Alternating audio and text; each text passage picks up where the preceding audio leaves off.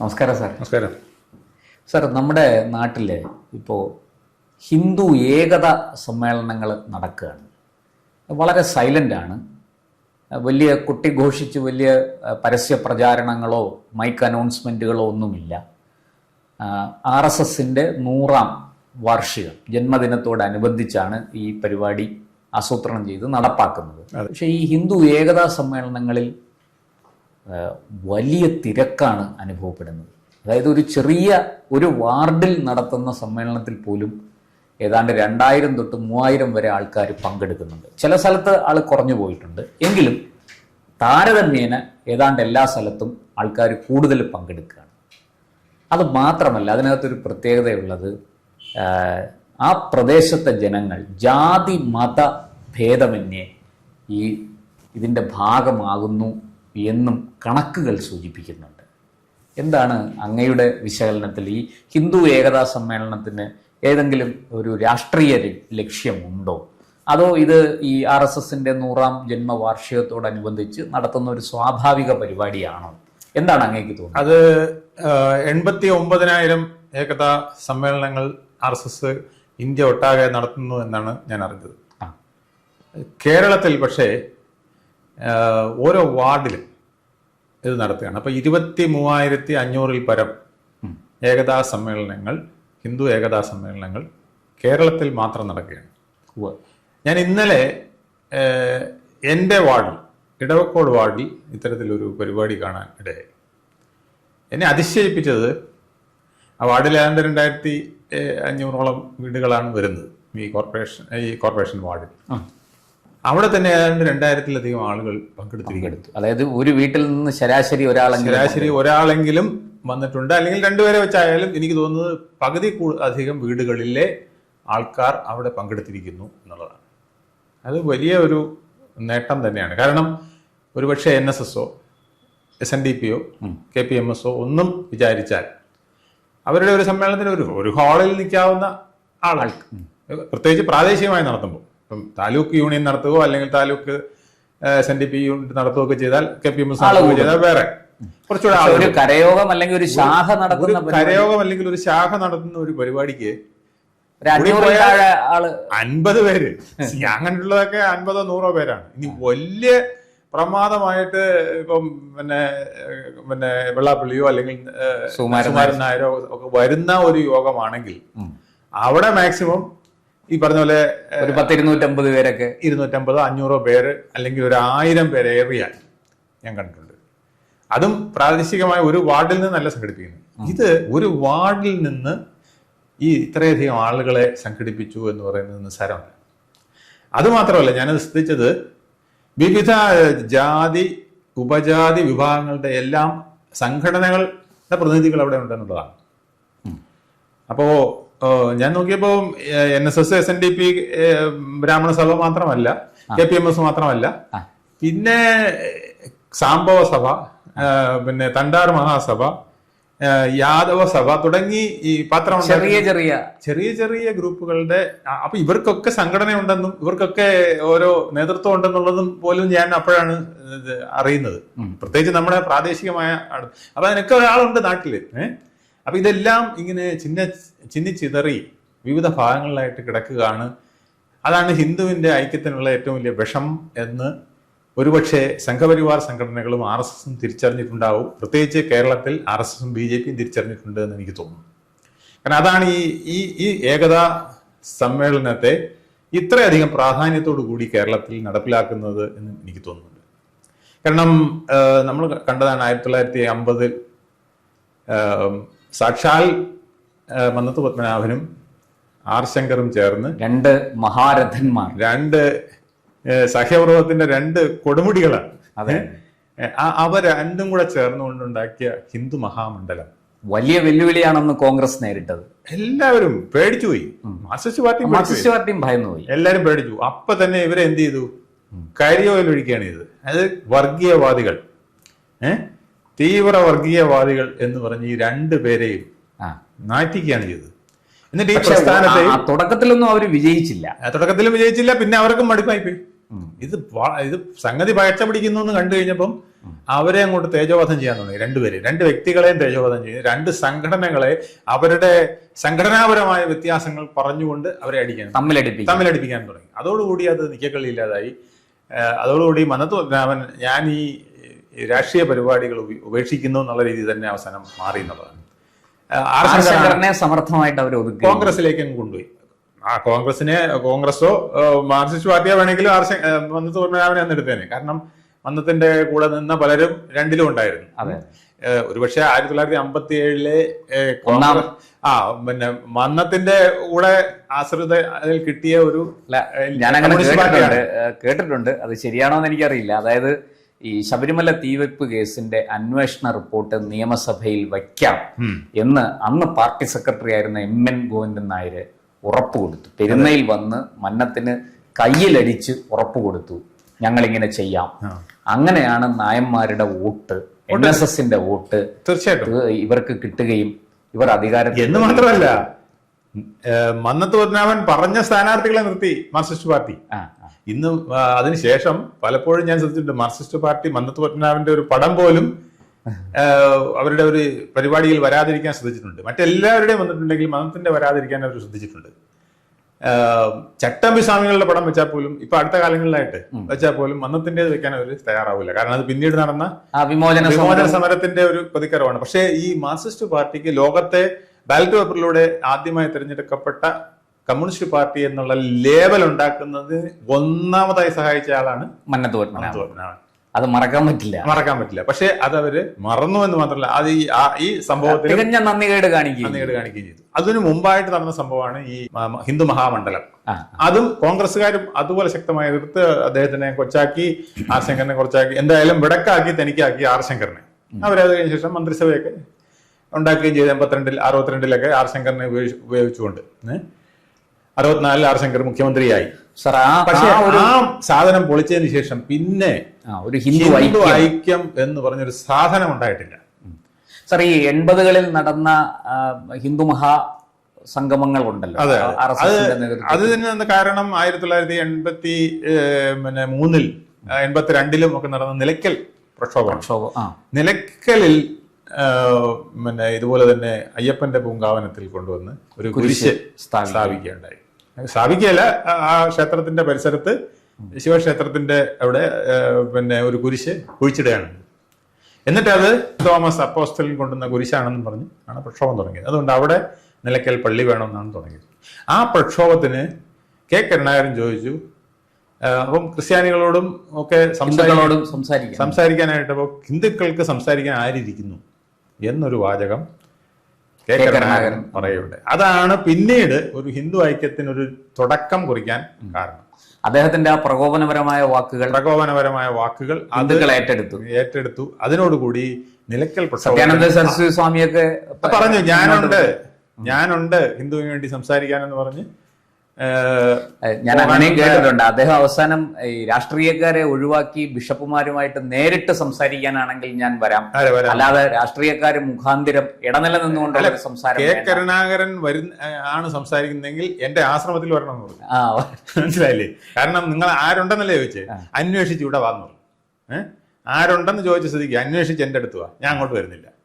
പക്ഷെ ഞാൻ ബിഷപ്പുമാരുടെ അടുത്ത് പോയി സംസാരിക്കാം, കാരണം അവരെങ്ങനെ അവഹേളിച്ചിട്ടില്ല, അതുകൊണ്ട് ഞാൻ പോയി സംസാരിക്കാമെന്ന് അദ്ദേഹം പറയുന്നത്. അപ്പൊ അങ്ങനെ പിന്നീടാണ് ഈ നിലയ്ക്കൽ സംഭവമാണ് ഒരു മാറ്റം ഉണ്ടാക്കിയത്. പക്ഷെ എന്നിട്ടും എപ്പോഴൊക്കെ ഐക്യമുണ്ടാകുന്നു അന്നൊക്കെ SNDP NSS രണ്ട് ശത്രുത ഭാഗങ്ങളാക്കി നിർത്തിക്കൊണ്ട് ഇവരെ അടിപ്പിക്കുക എന്നുള്ളതായിരുന്നു. ഇത് ശരിക്കും പറഞ്ഞാൽ മുസ്ലിം ഇൻവേഷന്റെ കാലം മുതൽ, അവരുടെ ആക്രമണ കാലം മുതൽ തുടങ്ങിയ പദ്ധതിയാണ്. കാരണം ഇതിനകത്ത് ജാതി ഉപജാതികളൊക്കെ നിലനിൽക്കൊണ്ട് നമുക്കറിയാമല്ലോ. മുഗളന്മാരും ഇത് തന്നെയാണ് പയറ്റിയിരുന്നത്. കാരണം താഴേക്കിടയിലുള്ള രജപുത്രരെയും മറ്റു വിഭാഗങ്ങളെ അടുപ്പിക്കുക, ബ്രാഹ്മണരെയും ഒക്കെ കൂട്ടി നിർത്തിക്കുക, രജപുത്രരെയും കൂട്ടി നിർത്തുക, മറ്റുള്ള വിഭാഗങ്ങളെ അടിപ്പിക്കുക, എന്നിട്ട് അവരുടെ സേവകരായിട്ട് ഇവർ ചെല്ലുക, സഹായികളായിട്ട് ചെല്ലുക, എന്നിട്ട് ഈ അടി വർദ്ധിപ്പിക്കുക. ഇതിനേക്കാൾ വഷളായിട്ട് ഡിവൈഡ് ആൻഡ് റൂളിലൂടെ ബ്രിട്ടീഷുകാർ നടപ്പിലാക്കി. അങ്ങനെയാണ് ഈ ഇന്ത്യയിൽ ജാതികൾ തമ്മിലും ഹിന്ദുവിന്റെ ഒരു ഐക്യത്തിന് ഒരു വിധത്തിലും പറ്റാത്ത ഒരു സാഹചര്യം വന്നത്. ഇത് തന്നെയാണ് കേരളത്തിൽ നടന്നത്. കേരളത്തിൽ അവസാനമായിട്ട് നമ്മൾ കണ്ട ഒരു ഐക്യം എന്ന് പറയുന്നത് അയ്യപ്പ സംഗമത്തിന്റെ ഭാഗമായിട്ട് നമ്മുടെ സാക്ഷാൽ പിണറായി വിജയൻ തന്നെ നേതൃത്വം കൊടുത്ത് SNDP NSSനെയും ഒന്നിപ്പിച്ച് സുകുമാരൻ നായരെയും വെള്ളാപ്പള്ളിയെയും കൂടെ ഒന്നിപ്പിച്ചു കൊണ്ടിരുന്ന രീതിയിൽ കൊണ്ടുവന്നതാണ് അയ്യപ്പ സംഗമത്തിനുള്ള മുന്നോട്ട് പോക്ക്. അതിൽ തന്നെ വെള്ളാപ്പള്ളിക്ക് ഒരു ഹിന്ദു ഐക്യത്തിന്റെ സന്ദേശം വന്നതും പിന്നെ ഡൽഹിയിൽ നിന്ന് ഒരു പത്മഭൂഷൺ പറന്നു വന്നതും കൂടെ ആയപ്പോഴേക്കും അതിനെയും പൊളിക്കാനായിട്ട് കഴിയും. അത് രണ്ടുപേരുടെയും വ്യക്തിപരമായ പ്രശ്നങ്ങളാക്കി, രണ്ട് സംഘടനകളിലെ പിന്നെ രണ്ട് രീതികളാക്കി അവരങ്ങനെ പൊക്കോട്ടെ, ഞങ്ങൾക്ക് രാഷ്ട്രീയമില്ല, ഞങ്ങൾക്ക് സമദൂരമാണ്, ശരിദൂരമാണ്, അതുകൊണ്ട് ഞങ്ങൾ ആ കുറച്ചുകൂടെ ദൂരോട്ട് പോകുമെന്ന് പറഞ്ഞ ആ ഐക്യത്തിനെ തകർത്തുകളും. ഇപ്പോൾ വന്നിരിക്കുന്ന ഐക്യം അങ്ങനെയല്ല. നേതാക്കൾ തമ്മിലുള്ള ഐക്യമല്ല, രണ്ട് സംഘടനകൾ തമ്മിലുള്ള ഐക്യമല്ല, താഴെ തട്ടിലെ അയൽക്കാർ തമ്മിലുള്ള ഒരു ഐക്യമാണ്. അതായത് പൊതുവെ ഞങ്ങൾ എല്ലാവരും ഹിന്ദുക്കളാണ്, ഞങ്ങൾ വിവിധ ജാതികളിൽ പെടുന്നു, പക്ഷെ ഞങ്ങൾ എല്ലാവരും ഹിന്ദുക്കളാണ്. അതെ, അതായത് എൻ്റെ ജാതി സ്വത്വം നിലനിർത്തിക്കൊണ്ട് തന്നെ ഞാൻ എൻ്റെ ഹിന്ദു സ്വത്വം ഉയർത്തിപ്പിടിക്കും. ഇത് കൃത്യമായിട്ടും RSSന്റെ ഐഡിയോളജിയാണ്. കാരണം ഇതൊരു 5000 വർഷത്തെ പാരമ്പര്യം, ഏറ്റവും കുറഞ്ഞത് ഹിന്ദു പാരമ്പര്യം ഉള്ള ഒരു ഒരു രാജ്യമാണ് ഇന്ത്യ. അപ്പൊ അവിടെ ഹിമാലയം മുതൽ കന്യാകുമാരി വരെ ഉള്ള ഈ പ്രദേശം ഹിന്ദു സരോവരം, അതെ, ആ പ്രദേശം മുഴുവൻ ഇത്തരത്തിൽ ഹിന്ദുക്കളുടെ ഒരു ഭൂമിയായിട്ട് അറിയപ്പെട്ടിരുന്നെങ്കിലും ഹിന്ദുവിന് അക്കാലത്ത് ഒരു ഐക്യമില്ലാത്തത് കൊണ്ടും ഒരു നാഥനായി ഇതിനെ കൊണ്ടു നിർത്താൻ ആളില്ലാത്തത് കൊണ്ടും വന്നവരെല്ലാം കയറി ഭരിച്ച് പൊളിച്ച് അടുക്കി നശിപ്പിച്ച് റെഡിയാക്കി വെച്ചിരിക്കുകയായിരുന്നു. പക്ഷെ ഇപ്പൊ അങ്ങനെയല്ല. ഇപ്പോൾ അതിന് ഒരു നാഥനുണ്ടായി. അത് ഏത് ലോകത്തെ അത് കാലത്തിന്റെ ഒരു ആവശ്യമാണ്. ഏത് ലോകത്തെ ഏത് സിദ്ധാന്തങ്ങൾ നിങ്ങൾ നോക്കിയാൽ അറിയാം. ഏതൊന്നിനെ നമ്മൾ ഒരുപാട് അടിച്ചു താത്തുന്നോ അത് ശക്തിയോടെ ഉയർന്നു വരും. ഏതൊന്നിനെ നിങ്ങൾ അനാവശ്യമായി അടിച്ചു പൊക്കുന്നോ അത് താഴെയും പോകും ഒരു ഘട്ടം കഴിയുമ്പോൾ. എനിക്ക് തോന്നുന്നു ഈ മാർക്സിസ്റ്റ് പ്രസ്ഥാനങ്ങൾക്കൊക്കെ പറ്റിയതാണ്.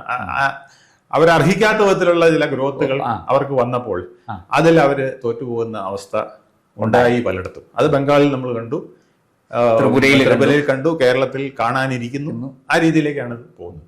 അപ്പൊ ഈ ഒരു ഐക്യം ഞാൻ കണ്ടതിൽ വെച്ച് വളരെ വ്യത്യസ്തമായ ഒരു ഐക്യമാണ്.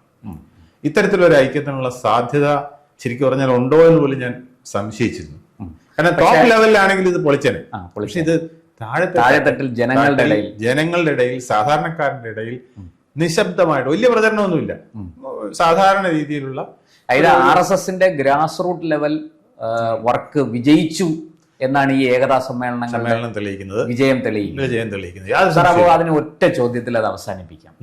ഇതിനൊരു രാഷ്ട്രീയ ലക്ഷ്യമുണ്ടോ, അല്ലെങ്കിൽ ഇതൊരു രാഷ്ട്രീയമായ മുന്നേറ്റമായി മാറാൻ സാധ്യതയുണ്ട്? ഒരുപക്ഷെ RSS ഒരു രാഷ്ട്രീയ ലക്ഷ്യം മുന്നോട്ട് വെക്കുന്നില്ലായിരിക്കാം.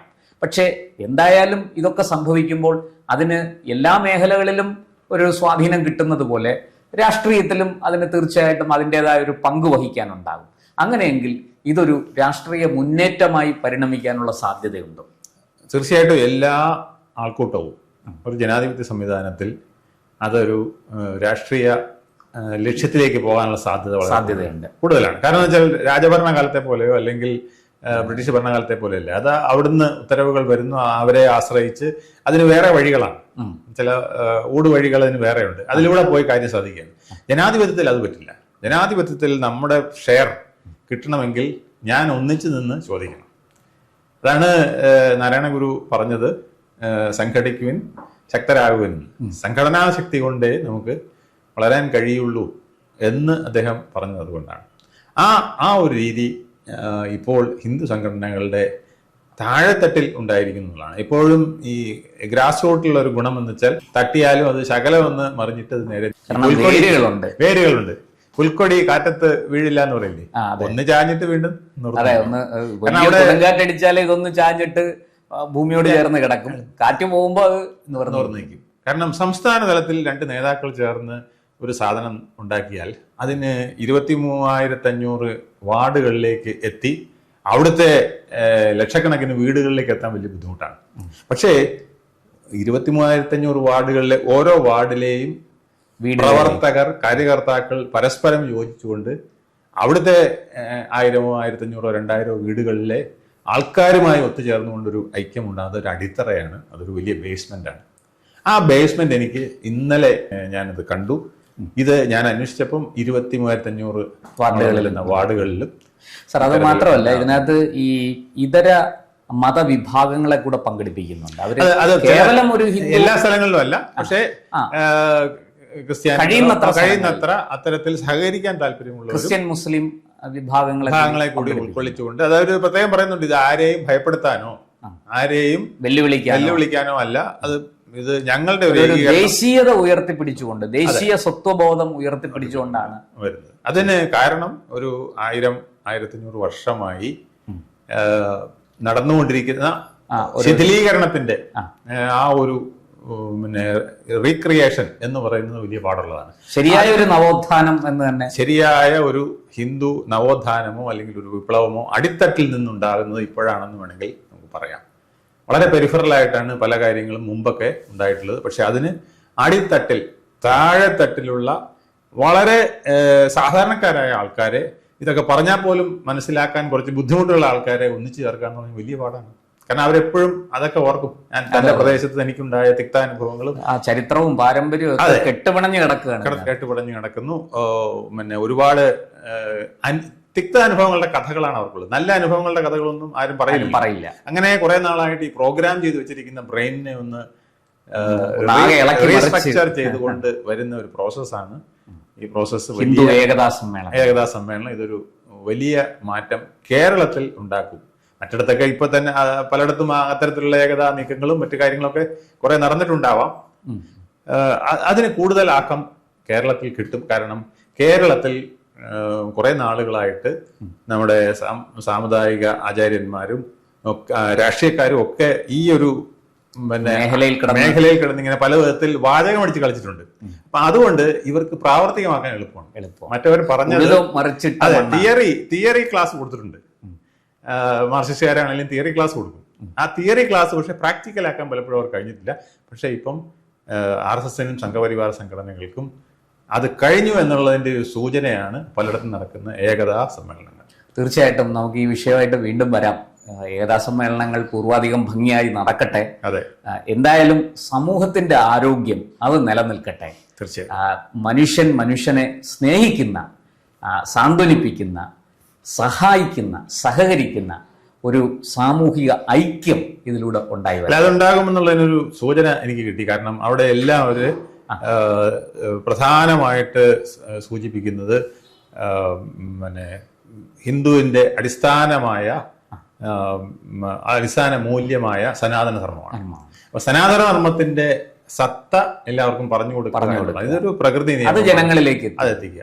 പ്രകൃതി നിയമമാണെന്നും ഇതിന്റെ അടിസ്ഥാനം ലോകാ സമസ്ത സുഖിനോ ഭവന്തു എന്നുള്ളതാണെന്നും മാനവസേവയാണ് യഥാർത്ഥ മാധവസേവ എന്നും പറഞ്ഞുകൊണ്ട് എല്ലാവരെയും ഒന്നിപ്പിക്കുന്ന, എന്നാൽ മറ്റാർക്കും അസൂയ തോന്നാത്ത ഒരു കൊടക്കീഴിൽ അണിനിരത്തുക. അതെ, ആ പ്രക്രിയ. തീർച്ചയായിട്ടും നമുക്ക് വീണ്ടും വരാം ഈ വിഷയമായിട്ട്. ഏകതാ സമ്മേളനങ്ങൾ പൂർവാധികം ഭംഗിയായി നടന്നുകൊണ്ടേ ഇരിക്കുന്നു, നടക്കട്ടെ. RSSന്റെ 100ാം വാർഷികത്തോടനുബന്ധിച്ച് ഒരു നല്ല നീക്കം അവരിൽ നിന്നുണ്ടായിരിക്കുന്നു. കേരളത്തിൽ ഒത്തിരി പ്രസക്തിയുണ്ട്. തീർച്ചയായിട്ടും. നന്ദി, നമസ്കാരം. കൂടുതൽ വാർത്തകളും വിശേഷങ്ങളും നേരിട്ട് ലഭിക്കാൻ ജനങ്ങളിൽ നിന്ന് ജനങ്ങളിലേക്ക് ജനഭൂമി ന്യൂസ് സബ്സ്ക്രൈബ് ചെയ്യൂ. ബെൽ ബട്ടൺ അമർത്താനും മറക്കരുത്.